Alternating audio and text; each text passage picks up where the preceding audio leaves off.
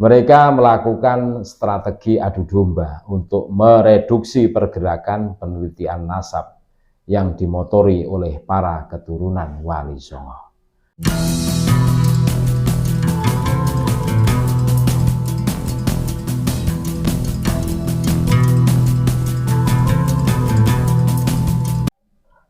Assalamualaikum warahmatullahi wabarakatuh. Saudara-saudaraku sebangsa setanah air yang kami cintai, yang kami muliakan, yang kami banggakan dimanapun Anda berada, berjumpa kembali dengan kami channel Bejo Donya Akhirat. Sak bejo bejane wong kang lali, isih luwih bejo wong kang eling lan waspada dan tetap NKRI harga mati.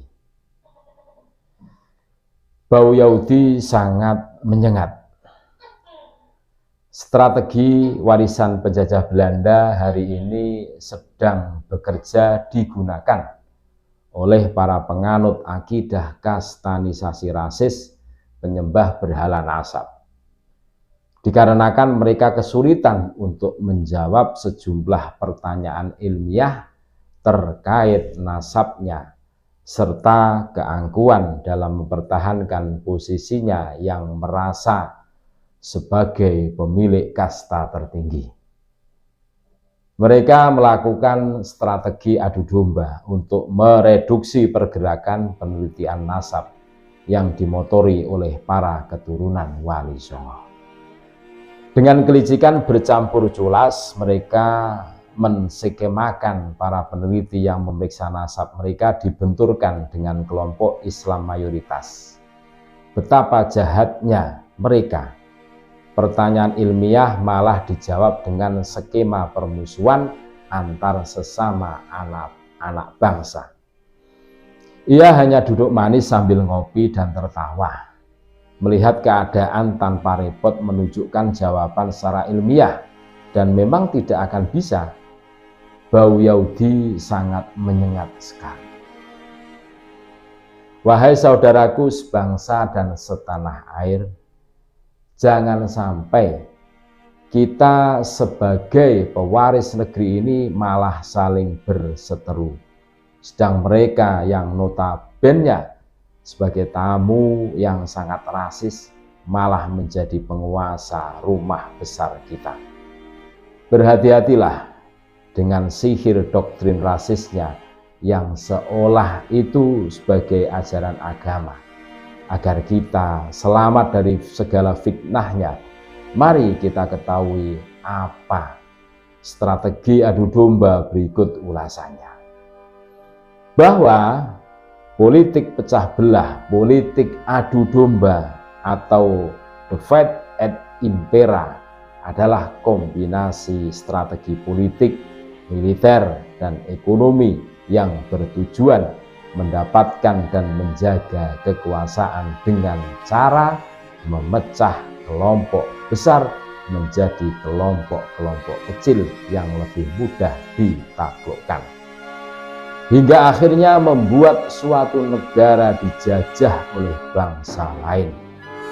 Bangsa Indonesia pernah merasakan strategi politik adu domba. Hasilnya suatu bangsa yang besar bisa ditaklukkan oleh bangsa kecil dari Eropa, yaitu Belanda. Berdasarkan konteks lain, politik pecah belah berarti bahwa mencegah kelompok kecil untuk bersatu menjadi sebuah kelompok besar yang lebih kuat lagi.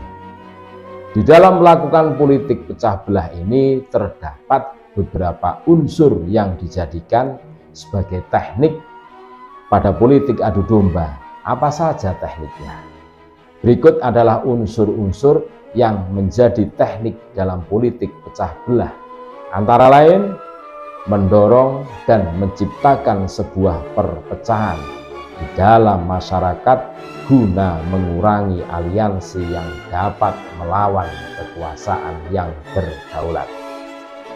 Mempromosikan atau membantu mereka yang ingin melakukan kerjasama dengan kekuasaan yang berdaulat, mendorong permusuhan dan rasa ketidakpercayaan antar kelompok atau masyarakat, mendorong sikap konsumerisme yang bertujuan untuk melemahkan biaya politik maupun militer.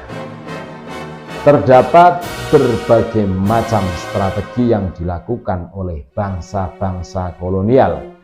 Salah satu strategi para penjajah yang paling ampuh untuk menghadapi perlawanan dengan penguasa lokal yaitu melakukan politik adu domba.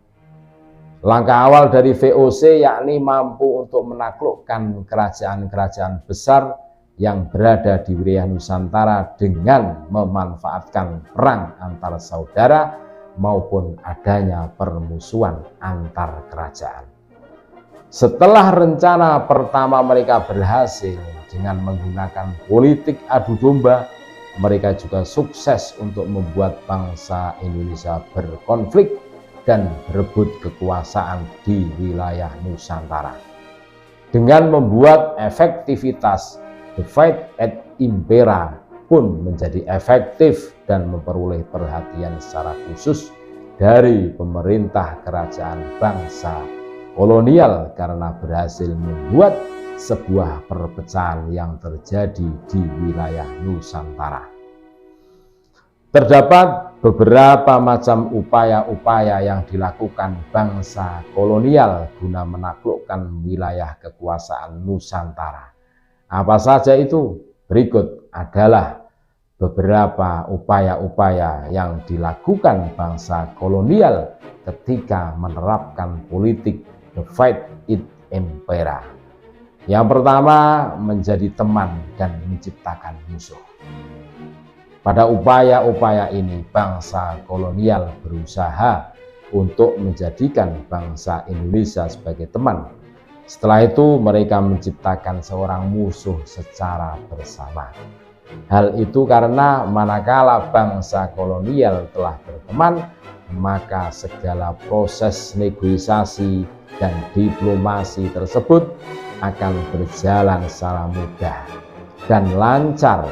Dengan semua halnya menjadi mudah, maka akan membuat negara tersebut menghancurkan negara lainnya, hingga akhirnya membuat pihak lain dijadikan sebagai saingan bisnis VOC. Itulah yang dinamakan menciptakan musuh. Yang kedua, manajemen isu. Pada upaya yang kedua ini yaitu dengan manajemen isu. Pada biasanya pola yang dilakukan bangsa kolonial yaitu dengan menebar selentingan kabar maupun desas-desus, baik dilakukan di lingkungan politik atau sosial. Bentuk lain dari manajemen isu yaitu propaganda. Yang ketiga, bermain di dua sisi. Upaya yang dilakukan berikutnya yaitu bermain di dua sisi. Bangsa kolonial pada umumnya akan berpihak oleh dua kubu yang saling bertentangan, seolah mereka posisi netral. Yang keempat, merekrut pemimpin lokal. Pada umumnya, kolonial akan merekrut seorang pemimpin lokal menjadi bagian dari rantai manajemen bawah. Trik itu dilakukan guna memberikan pengakuan yang mengatasnamakan bangsa kolonial terhadap entitas politik di suatu daerah. Hal itu serupa dengan terjadinya sebuah perang Diponegoro dan Kesultanan Melayu. Yang kelima, mengatur terjadinya perang saudara.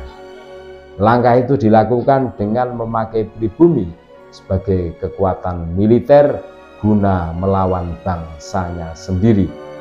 Pola tersebut tampak pada sejarah di Sumatera Barat pada tahun 1821-1837, yang mana ketika itu bangsa kolonial berhasil untuk memprovokasi kaum adat guna melakukan sebuah peperangan melawan kaum Patri. Demikianlah beberapa penjelasan mengenai politik adu domba yang pernah ada di Indonesia. Semoga pembahasan di atas dapat menambah wawasan mengenai politik adu domba, Divide et Impera. Terima kasih, tetap NKRI harga mati. Wassalamualaikum warahmatullahi wabarakatuh.